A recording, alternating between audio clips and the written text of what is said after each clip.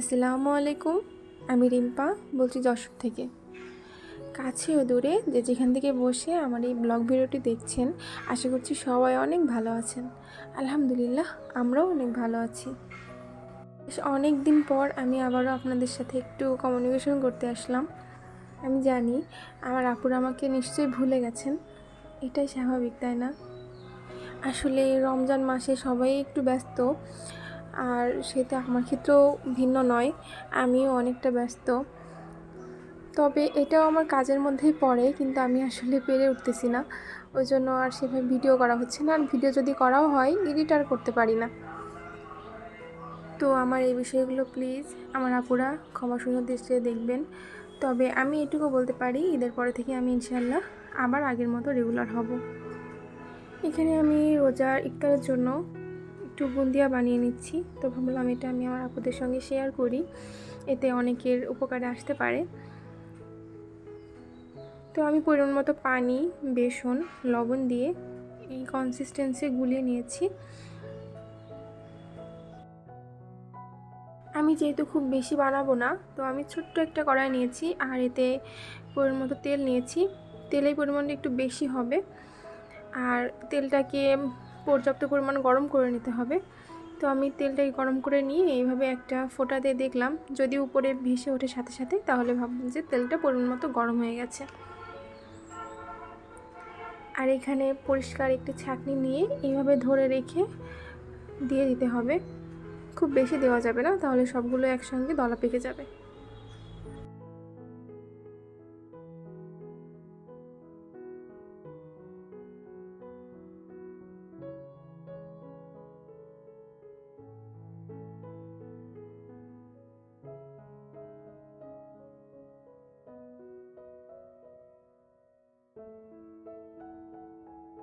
কতটুকু বেসনের জন্য কতটুকু পরিমাণ পানি নিতে হবে তার কোনো নির্দিষ্ট পরিমাপ নেই, কারণ এক এক রকমের বেসনের জন্য পানির পরিমাণ কম বেশি হতে পারে। তো আমি ওই জন্য কনসিস্টেন্সিটা দেখিয়ে দিয়েছি। খুব বেশি ঘন হবে না, আবার খুব বেশি পাতলাও হবে না। তো এই তো খুব ঝরঝরা বুন্দিয়াটা হয়ে গেছে। তো এইভাবে আমি বেশ কয়েকবার করে ভেজে নিয়েছি।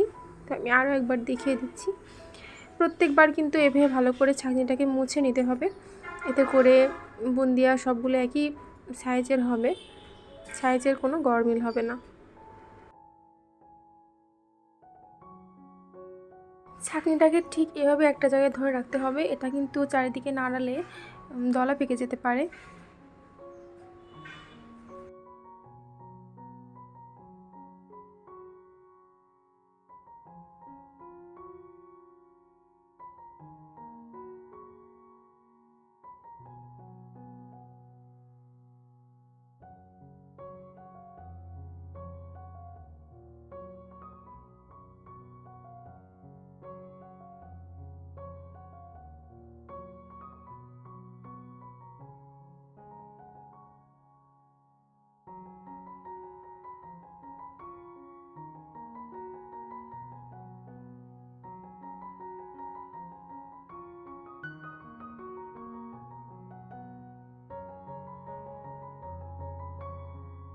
গোলার শেষের দিকে আমি একটু ফুড কালার মিশিয়ে নিয়েছিলাম, যাতে একটু দেখতে ভালো লাগে।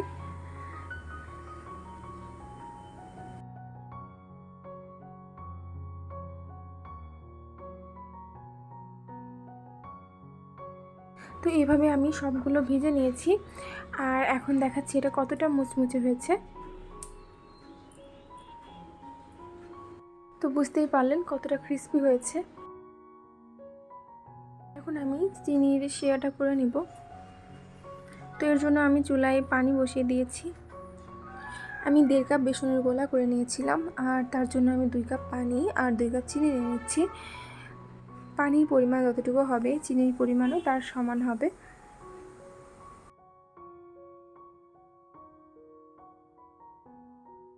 আর এর মধ্যে আমি কয়েকটি এলাচ, দারুচিনি আর তেজপাতা দিয়ে দিয়েছি, যাতে করে ফ্লেভারটা সুন্দর আসে।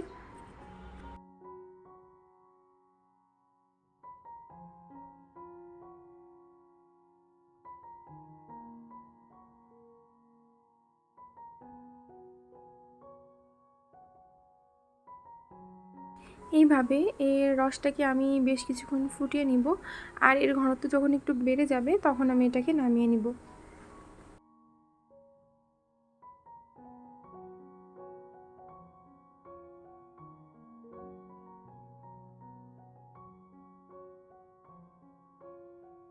তো এরই মধ্যে চিনি শিরাটা করা হয়ে গেছে, আর আমি এখন এর মধ্যে বুন্দিয়াগুলো দিয়ে দিচ্ছি।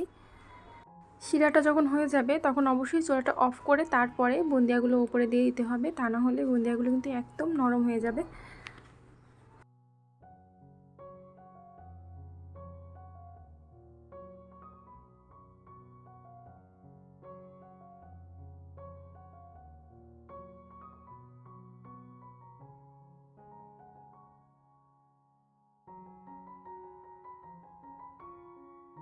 এটাকে এইভাবে ভালো মতো নেড়ে চেড়ে ডুবিয়ে রাখতে হবে। এভাবে আমি এটাকে ঢেকে বেশ কিছুক্ষণ পর আবারও ফিরে আসছি। এই তো এটা ছিল এর ফাইনাল লুক। দেখতে কিন্তু খুবই লোভনীয় হয়েছে। এটা কিন্তু বাজারের কেনা বুন্দিয়ার থেকে স্বাদে গুণে কোনো অংশে কম ছিল না।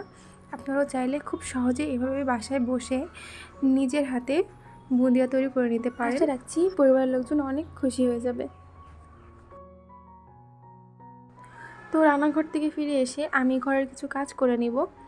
তো এই যে দেখছেন, এটা আমার অনেক দিনের শখের একটি জিনিস। অনেক দিন ধরে আশা করে আমি এটা আজ আমার ঘরে। তো যেহেতু এগুলো গোছগাছ করা লাগবে, জিনিসপত্র সরিয়ে আবার এটাকে আমি সেট আপ করে নিয়েছি। সকালবেলা ওরা এসে এটাকে সেট করে দিয়ে গেছে, আর এখন আমি এটাকে গুছিয়ে নিব, সাজিয়ে নিব। আমার ক্রোকারিজ আইটেম একদমই কম, নেই বললেই চলে, যেহেতু আমার এগুলো রাখার জায়গা ছিল না। তো খুবই অল্প পরিমাণের আমি কিনেছিলাম, যাতে মেহমান আসলে তাদের কোনো রকম অসন্তুষ্টি না হয়। তো সেই পর্যায়ে আমি কিনেছিলাম, তবে খুবই সামান্য।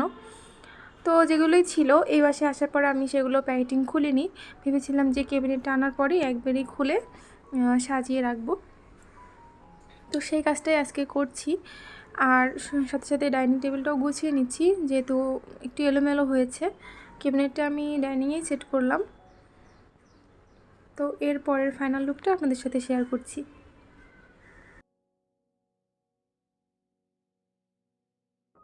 কাজ করতে করতেই বরাবরের মতো আমার প্রিয় আপু ও ভাইদের কাছে ছোট একটা রিকোয়েস্ট করে নিই। আমার ভিডিওর কোথাও কোনো অংশে যদি আপনাদের একটু ভালো লেগে যায়, তাহলে প্লিজ ভিডিওটিতে একটি লাইক অথবা কমেন্ট করে যাবেন।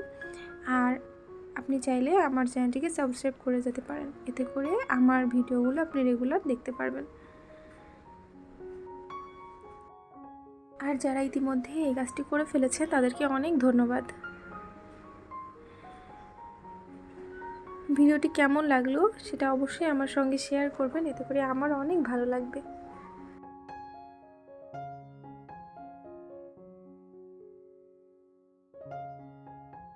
অবশ্যই আপনারা কমেন্ট করে জানাবেন যে এটা কেমন হলো। খুবই সামান্য সাধারণ জিনিস দিয়ে আমি এগুলোকে সাজিয়ে নিয়েছি আমার সাধ্য মতো। আর পাশে যে ছোট্ট ক্যাবিনেটটা দেখছেন, এটাও কিন্তু এটার সঙ্গে নেওয়া, দুটো একসঙ্গে নেওয়া হয়েছে। সবাইকে অগ্রিম ঈদ মোবারক জানিয়ে আজকের ভিডিওটা আমি এই পর্যন্তই শেষ করছি। তো সেই পর্যন্ত সবাই ভালো থাকবেন, সুস্থ থাকবেন। দেখা হবে আবার নতুন কোনো ভিডিওতে। আল্লাহ হাফেজ, আসসালামু আলাইকুম।